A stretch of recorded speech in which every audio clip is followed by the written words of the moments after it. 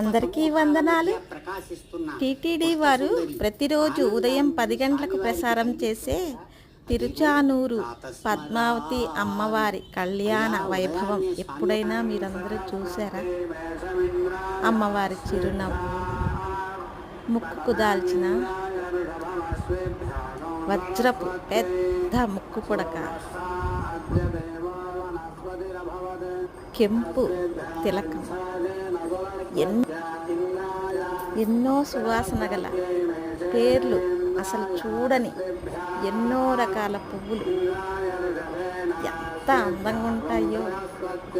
కుంకుమ పువ్వు, చెమేలీలు, మల్లెలు, సన్నజాజులు, కనకాంబరాలు, గులాబీలు, కలువ పూలు, సంపెంగలు, తెల్ల సంపెంగలు, పసుపు సంపెంగలు, ఆకు సంపెంగలు, అబ్బో చెప్పలేము.